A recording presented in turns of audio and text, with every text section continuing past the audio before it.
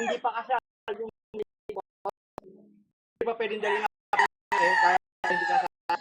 Ngayon kasi pwede na. Hindi pwede dali yung bata apelyido ng tatay. Para mo anak may na-confine sa hospital. Tulungan yan. Kung sino nakalagay dito, mga question po kami. Kasi mag-question po yun. Ha? So, kaya kailangan doon ay naka-indicate. Ayun, para po si mami kung ang mga miyembro na. Sige, kami asawa ka ba si ay, wala na po asawa ka nanay. Sabihin, wala na siya magiging beneficiaryo. Kasi po, sa patigan, naman po ano mapapala? Dahil wala naman siyang beneficiaryo. Una, binaba ko na pala yung laptop. Sa kapatiran galing po, Luzon, Visayas, Mindanao hanggang national. Ilang ang nakapaloob sa GUC at ng GGC. Ang nagpalista po sa program, kayo, branches na po sa inyo. Ano po ang obligasyon ng o beneficiary ng samahan may na-confine sa confine na hospital. Sa loob ng 4 oras, pwede nyo na po yung ilan sa inyo. Kasi na-confine sa 24 hours. Halimbawa, ang anak ko na lang. Anak ko na-confine. Kasi wala naman akong anak, kaya ako na gagamitin ko. Anak ko na-confine. 20 hours. Nilapit ko sa presidente ko. Presidente nyo rito. Diba? Nilapit nyo sa presidente ninyo. Hihinga ng ID. Patuloy ikaw ay membro at active. Mo, yung itong nakakuhain yung lalaki mo. Para ikalatrak or addiction pag yan naibaw na tsaka yung 24 hours naibaba na niya ni Presidente, si Presidente naman po ipa-forward kay Chairwoman para suriin yung mga dokumento. Para masuri muna niya kung ito po ba ay pasok sa ating damayan program o hindi. Kapag sa tingin niyang pasok, saan niya ipapadala? Papunta kay Chairman Doc. Bakit? Ang dami ng pinagsasalinan. No? Kasi baka meron siyang hindi napansin para mas pang maigi. Bago natin, isa lang sa pinaka-national. Pag nasuri niya na yun, ibababa na po yan sa akin ni Chairman Doc. Ibababa na po yan sa akin, ibababa na po yan sa Committee on Approval. Suriin yan doon. Siguro dahil kampante na ako, nasuri na Presidente, nasuri pa ni Chairwoman, nasuri pa ni Chairman Doc, nasuri pa. Naman di tayo papalala nun, tayo papalala. Binunod ko na. Pagka-forward doon, pag wala na sila nakita ang pagkakali at pagkukulang sa mga dokumento, i-approve nila yan. Pag in-approve na po nila yan, balik na yan.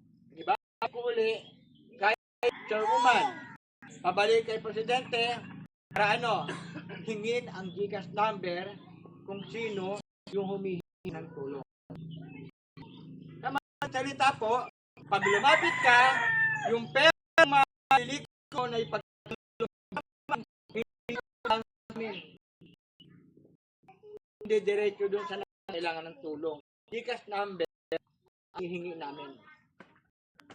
Ang GCash number at para sa kanal, sunod-sunod na po yung branches. Luzon, Visayas, Mindanao, International. Magpapala po yan, magugulat ka na lang. Sunod-sunod din dumarating sa gas mo. Ilang branches na nakapag 94. Kano dapat ipagkaloob at napagkasunduan sa batas na isa. Pangit ito. Pero branches, 100 pesos kapag ka-confinement or hospital assistance. Kung 94 days yun, ibig sabihin 1,400 ang darating na tulong sa iyo. Diba? Kaya marami pa pong papasan na magpapasta pa. Sabihin, kardiya lang, talagang makakabili ka ng gamot kung kinakailangan, makakabili ng kain mo, bilang nagbabantay, pamasahe, papunta sa ospital, pabalik sa bahay, kung ulit. Kasi may tayong bill. Yung ilapit sa gobyerno. Oh. Wala na kayong babayaran sa ospital. Pero yung batas ay pinasa ng atang chairman, pinapad po yan kahit zero bill po. Yun po ang madarating yun. Kung umabot na ng isang check, edi meron 1,000.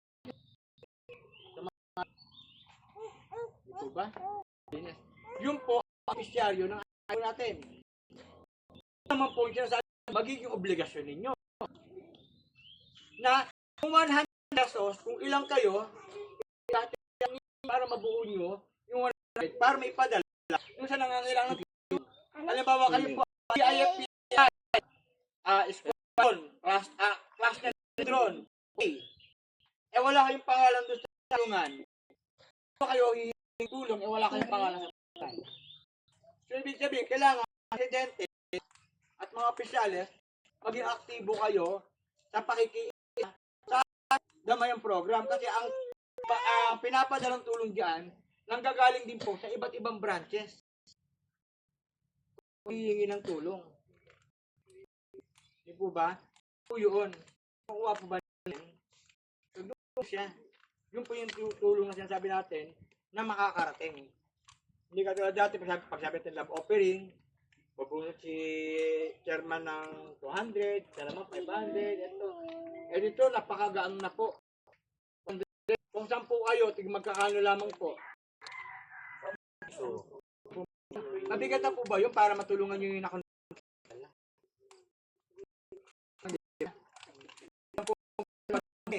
nagkakagrupo lang kayo, magkano po ang bagay?